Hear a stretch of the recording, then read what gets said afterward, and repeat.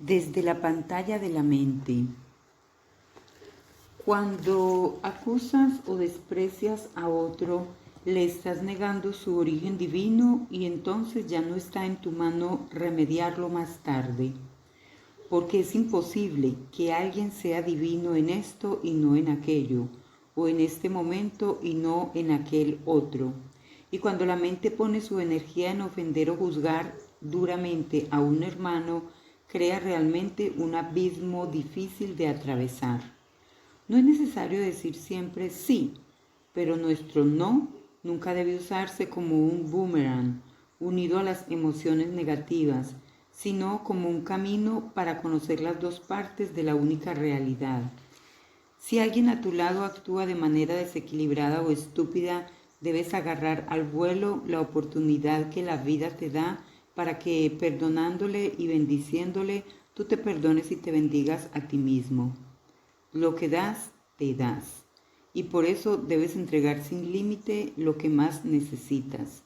Si le niegas a otro el perdón, es que no puedes perdonarte. El Espíritu te bendice siempre y te ama sin condiciones, pero tú no te bendices y tampoco te amas. Es tu propia bendición la que necesitas para acabar con las tonterías del ego que te refleja como un ser incapaz de amar. Blanco, vulnerable de todo lo externo, alguien sin poder en el universo. Y lo más increíble es que si juzgas a otro de esta manera es que estás atado a esa realidad de limitación. Ves en el otro la imagen inaceptable que tienes de ti mismo y la reflejas en él, rechazándola porque aún no amas el Dios o la diosa que eres. Aleja las ilusiones de tu mente o las verás encarnarse a tu alrededor. La muerte solo expande la muerte, pero la vida expande la vida. Da vida a través de tu sonrisa, de tu verbo, de tu abrazo, de tu sexualidad, de tu respeto y recibirás vida abundante. Solo cuando estamos unidos al Espíritu se cumple la función para la que vinimos sobre la tierra. Si te separas de Él no harás nada verdadero y seguirás atado a las ilusiones de la dualidad. El camino para hacer resplandecer tu propia perfección es honrar a todos los seres que fueron creados de la misma matriz que tú, porque solo quien asume su filiación divina puede ayudar a un hermano con dificultades.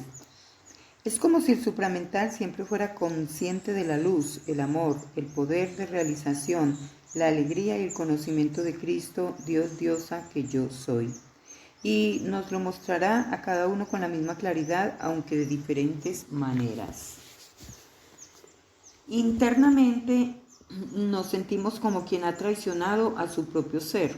Cada minuto que pasa sin dedicarle toda nuestra energía, sin renunciar como los sadhus hindús o los monjes hesikastas a la vida cotidiana, es como si nos alejáramos de eso, como si la existencia ordinaria estuviera fuera de la existencia divina. Y el ego se agarra a la escalera que ya nadie como él conoce la traición y la falta de confianza en el espíritu. El ego sobrevive a través de la mentira y la negatividad, haciendo enemigos y culpables allá por donde pasa, haciéndote creer que si eres feliz, si vives de manera ligera y transparente, sin normas ni estructuras morales rígidas, estás traicionando a Dios porque no cumples sus mandamientos. Pero la realidad es que no hay otra voluntad de Dios más que la suya y no hay más amor de Dios que el que tú emites al reflejarle. Toda la abundancia divina se manifiesta desde tu interior y todo el poder de realización de Dios está en tus manos y en tu mente. No hay fronteras entre el mundo interno y el externo. Todo es un reflejo divino, por mucho que el ego levante a medias el velo del olvido. Y cuando por fin comprendemos que la manera de pensar del ego es totalmente ilusoria, creando separación, agresividad y miedo, entonces podemos ser conscientes de la perfección de toda vida e incluso de la sabiduría de tantos sucesos que se presentan tras el espejo de la oscuridad. Desea la perfección y la ascensión personal y planetaria. Así tendrás todo lo que deseas, mientras ayudas a las demás gentes a que encuentren el camino a tu lado. El ego exige sacrificios al mundo externo, pero el ser solo ofrenda a lo que es esencial en ti, a tu propia chispa divina. Una cosa más que queda en el tintero y que hay del juicio. He afirmado, no juzgues, que por lo que juzgas te juzgarán. Pero no es suficiente. El juicio de la sabiduría es necesario e imprescindible. Lo que no puede ser es el camino del falso juicio en que el otro es el responsable y no asumimos nuestro propio papel sino como víctimas, porque entonces hemos renunciado a nuestra divinidad. También es cierto que seremos juzgados por el mismo rasero, porque en el mundo todo nos rebota como un boomerang. El juicio debe ser limpio, honroso, sereno y no emocional, y su guía interna deben ser las propias leyes naturales. Vemos la paja en el ojo ajeno y no vemos el bosque en el nuestro. Primero tenemos que observar la naturaleza y la vida para ser conscientes de cómo la cultura ha traicionado al ser humano. Si no aprendemos las leyes de la creación y la lógica del universo para resolver nuestros propios errores, ¿cómo seremos capaces de dar solución a los errores del vecino? ¿Es natural que quien no tiene relaciones sexuales juzgue a los que la tienen? ¿Es natural no tenerlas? Y en caso de que esa decisión esté clara, ¿qué estás haciendo para que no se envenene esa energía dentro de ti? ¿Un yogi puede juzgar a un policía o a un soldado? ¿Una persona con un buen empleo puede juzgar a un mendigo o a un delincuente? Si lo que adoramos es el estar bien, la salud, la paz, la belleza, ¿cómo podemos juzgar a los que adoran el poder, el dinero, el sexo, la fama o al diablo? Y si ya nos reconocemos como asesinos o ladrones, aunque sea por los pensamientos del pasado, si no amamos a nuestros padres o si envidiamos a otros, ¿cómo podemos juzgar estas situaciones en los demás y lanzar la primera piedra? ¿Os parece digno de un ser espiritual renunciar al placer, al sexo o a un cuerpo consciente? Entonces, decidme, ¿cómo podemos juzgar a los homosexuales, a las que abortan, a los que tienen amantes? Sin embargo, hemos de dar nuestra opinión sobre las situaciones que consideramos contrarias a la ley divina, contrarias al equilibrio entre la luz y la sombra, que violentan abiertamente los principios de la creación. Y esto es juzgar con sabiduría, nunca juzgar comparativamente sobre alguien que es superior o inferior a nosotros, y menos cuando se trata de diferencias externas relacionadas con sexo, formación, color, credo u origen estelar. De esta manera has de juzgar con calma y claridad los actos que están en contra de las leyes de la creación. Por ejemplo, sobre el maltrato o muerte premeditada de cualquier ser humano que es de esencia divina. También es imprescindible que puedas desarrollar el amor incondicional, es decir, el pleno reconocimiento de cualquier ser humano, sea luminoso u oscuro, positivo o negativo, sin juzgarlo ni condenarlo y sin tener expectativas sobre el camino que ha de seguir. Es necesario enfrentarse a los que destruyen a los niños, prostituyen a las jóvenes en contra de su voluntad, manipulan los gobiernos y crean desastres en nombre del dinero, de la venganza o del poder, porque quien no las enfrenta las apoya y además ayuda a que estos seres puedan materializar sus malvados planes. La falsa idea de que nunca hemos de juzgar nos hace ser cómplices de la corrupción generalizada. Esta creencia ha llevado a la Iglesia cristiana a aliarse con los poderes temporales e incluso a pactar con los asesinos de masas, ya que si nunca juzgas a otro, no debes temer nunca ser juzgado. Así que con esta premisa propia de las vacaciones veraniegas se ha tomado un papel cómodo y pasivo. La enseñanza se resume en amar hasta a tus enemigos, pero rechazar cualquier acción malvada que puedan cometer. O mejor, en amar incluso a los seres malignos, pero despreciando su maldad. Tener claro los errores negativos y las oscuridades para transmutarlos con la luz y el amor de la presencia que soy. Es hora de abandonar el campo de batalla. Somos nosotros y nadie más los constructores de las ideas limitadoras que hoy nos hacen sufrir como individuos y como humanidad sobre el planeta. De nuevo, repetir que hemos de abandonar la idea de los buenos y los malos, porque hasta John Wayne ha volado de esta tierra. Aún queda Charlton Heston. Nadie de fuera nos puede sacar de nuestra cárcel de oro, de las creencias que nos atan a los barrotes que hemos forjado con tanto empeño. ¿Qué más da luchar por la luz o combatir por la oscuridad? Son la misma cosa que nos divide en elegidos y malvados. Todo, la luz y la oscuridad, pertenece al todo, al Espíritu Uno, y es hora de dejar pasado y futuro a un lado para vivir con amor el presente sin tiempo. Cuando nos servimos de reflejo unos a otros, manifestamos un cierto amor, aunque esto nos enfrente. Decimos las cosas a las claras. Peleamos y negociamos, pero finalmente hay una mayor intimidad entre nosotros. No basta con huir, hay que enfrentar la batalla, como le decía Krishna a Arjuna en la Bhagavad Gita. La evolución avanza a tropezones y con obstáculos crecientes, aprendiendo de la dualidad. Y lo importante es revelar el pecado para que pueda disolverse, pero manifestar ternura amorosa por el pecador. Una trialéctica que supera las contradicciones y las eleva de octava para comenzar de nuevo el juego a un nivel de frecuencia más alto. Quien no ha sentido dolor al verse rechazado, antes o después encuentras el camino para defenderte de los que atacan, especialmente si lo hacen con orgullo, pero la senda por la que avanzas encuentra siempre nuevos problemas. O te haces distante y dejas de implicarte como si fueras un frío intelectual, o tú mismo rechazas la estupidez del otro y lo catalogas como una especie de enfermo mental. La clave es el valor que uno se concede a sí mismo y el valor que concede a ser reconocido por otros, sobre todo por ciertas gentes a las que estimamos especialmente y por tanto a las que entregamos nuestro poder. Es como si a uno de los creyentes Dios le dijera que ya es perfecto, justo como Él quiere que sea, y más tarde se pone a su lado alguien que le desprecia. ¿Creéis que le importaría mucho esta opinión? No le afectaría porque ha escuchado la voz del Espíritu.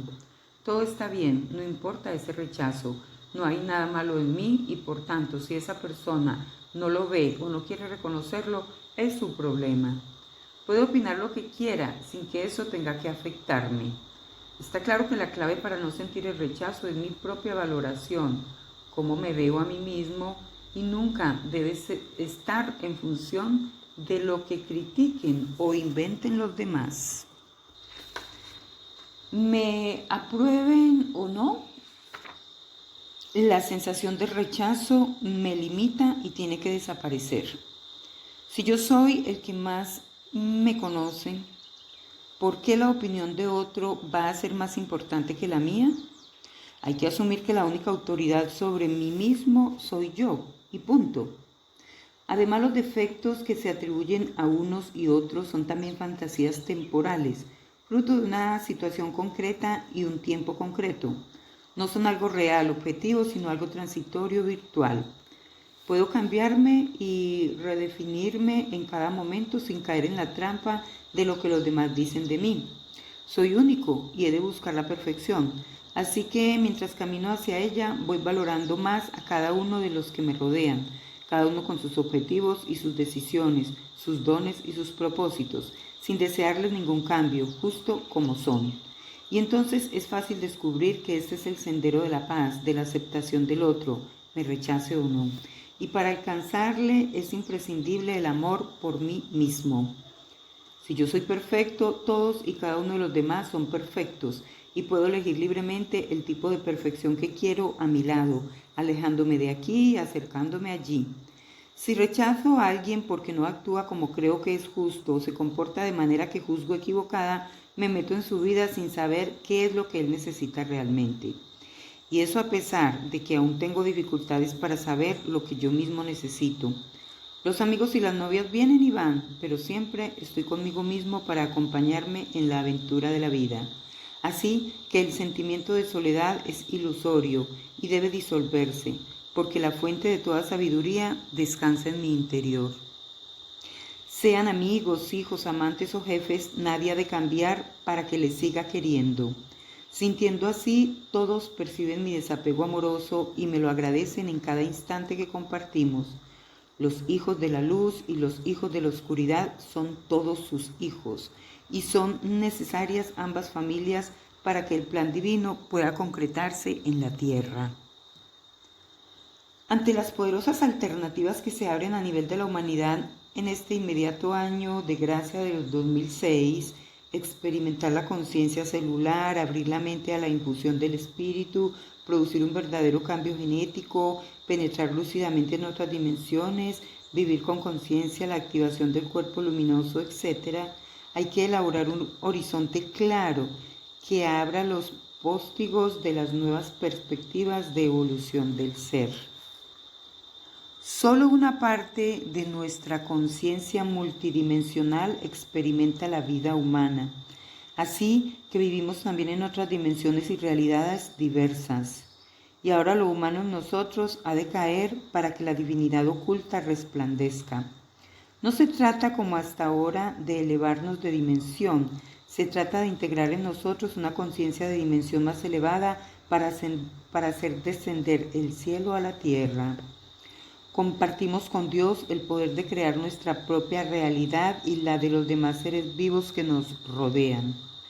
Y los cambios producen dolor, especialmente cuando tenemos que disolver las creencias vigentes y la identidad personal que nos ha caracterizado en el periodo anterior.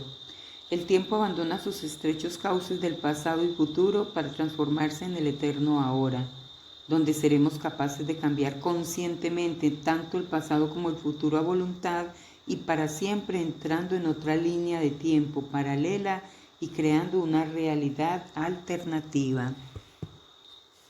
La parte humana presiona para mantener vivos los antiguos patrones y en este torneo medieval que se establece se crean las pruebas de nuestra licenciatura como seres divinos. La clave es la asociación creativa y no la lucha con la mente para poder utilizarla como aliada de la conciencia y no como su enemiga. Y todas las dificultades que estamos experimentando han sido creadas por nosotros mismos, bajo la batuta del libre albedrío que recibimos como regalo de la divinidad. Por muy caótica que parezca la realidad del mundo, en lo interno del alma seguimos avanzando en total armonía y amor incondicional a las leyes de la creación original. Somos dioses encarnados en un cuerpo humano y no al revés. Nunca seremos divinos, hoy somos divinos y no hay nadie a quien culpar de nuestra condición humana. Hemos creado las pruebas y crearemos las soluciones en cuanto tomemos conciencia de ello. Perdónate a ti mismo porque ya ha llegado el momento de liberarse de las ilusiones y recuerda que los que se niegan a perdonar se atan a esas mismas ilusiones. El miedo condena y el amor perdona, así que el perdón desata el nudo gordiano del miedo y nos conduce de vuelta al espíritu. No más es bueno o es malo para evitar asumir los desafíos que nosotros mismos hemos elegido. Hemos de abandonar esta dicotomía inventada para distorsionar las cosas. Sé consciente y dueño de ti mismo hasta que compruebes que no hay más bueno o malo, solo sucesos y experiencias para aprender.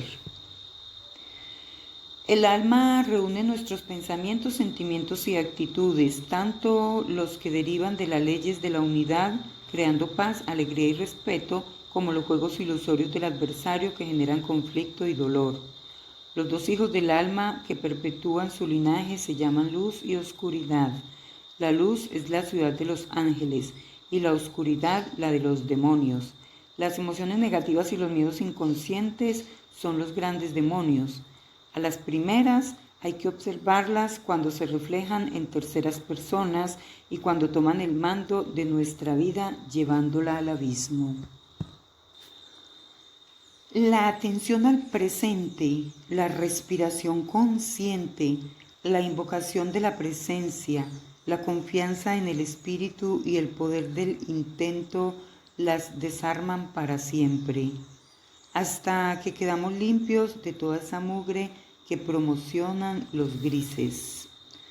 Todo pasa por asumir nuestra naturaleza eterna y desapegarnos del ego, ser observadores del caos que nace en nuestro interior y mirarlo desde arriba, cuando la ira, la envidia, el rencor, la crítica, los celos o la indolencia se expresan como si esa fuerza oscura y negativa fuera un demonio autónomo que al ser observado se deshace como una bola de nieve al sol. Aunque a veces se necesitan largas batallas para expulsarlo de nuestra vida, limpiando emociones, abrazando al dragón, aspirando a la victoria e incendiando sin remedio la tierra por donde pasa hasta lograr abrazarlo. Entonces nos hacemos uno con él y aprendemos a salir de su influencia hasta despertar la luz que resalta la emoción que lo alimenta. La meditación, la sonrisa, la oración, el silencio desbaratan su imperio. Y tu aliento repite sin descanso el nombre impronunciable de lo divino, el aliento del cisne, el Sohan silencioso de la presencia que yo soy, capaz de penetrar en las profundidades de la oscuridad inconsciente y domar al gran dragón hasta convertirlo en un poderoso caballo blanco. La historia final o el final de la historia. La Tierra Gaia pertenece al sistema de Satania, nada que ver con Satán, con el número 606 de 619 planetas con diferentes tipos de seres conscientes. 100 sistemas como Satania forman una confederación que dirige un universo. El nuestro se llama Nevadón, que tiene 3,5 millones de planetas capaces de albergar la vida, y 100,000 universos forman un superuniverso. Hay 7 grandes superuniversos en nuestro cosmos y el nuestro, Orvonton, es el más reciente de todos ellos. Por eso Nevadón tiene asignado el número 11.121 de Orvonton y el 611.121 del cosmos entero. La isla Paraíso está en el centro de toda la creación y en ella residen el Padre Universal, el Hijo Eterno y el Espíritu Infinito. La isla Paraíso es el Sol Divino y está rodeada por el universo central llamado Habona. En nuestro sistema de Satania fueron 37 los planetas que participaron en la rebelión de Lucifer, que era nuestro dirigente. Por ello fue sustituido por Lanaforge, lo mismo que el delegado de Nevadón en la Tierra, el príncipe Caligastia. Fue sustituido por Sananda Emanuel desde la decisión oficial de la segunda venida. Hay 700,000 hijos creadores en el cosmos. Jesús Ananda es considerado hijo ascendente de Sanat Kumara, el anterior logos planetario que ahora está al cargo del señor Buda. Todos los hijos ascendentes reunidos formamos el Ser Supremo, el brazo experimentador de Dios, y cada uno de nosotros en la generalidad de los casos tenemos otorgado un ciclo evolutivo de unos 20,000 años para la transformación y ascensión, mientras cada ciclo terrestre alrededor de Alcione dura unos 26,000 años. Nunca hemos perdido la gracia y estamos en el camino de regreso al hogar, recuperando nuestro papel como dioses creadores. Para ayudarnos en este camino existen 3 tipos de hijos descendentes del paraíso. Primero, los hijos creadores del Padre Universal o Micaelos. Cristo Miguel ya dispone de un cuerpo humanoide. Segundo, los hijos magisteriales o abonales. En la tierra está ahora encarnado Monjoronson y pronto será muy conocido. Y tercero, los hijos instructores trinitarios llamados Deinales. Hay varios encarnados que descienden del Padre, del Hijo y del Espíritu Santo. Se ha intentado manipular con muchas interferencias y mensajes la historia de la evacuación terrestre, hasta el punto de que habrá gentes muy alteradas cuando comprendan que no va a tener lugar, que el gobierno en la sombra ha intentado crear falsas expectativas promocionando un rescate de la humanidad por medio de naves estelares para evitar el compromiso directo con el cambio social de los buscadores del espíritu.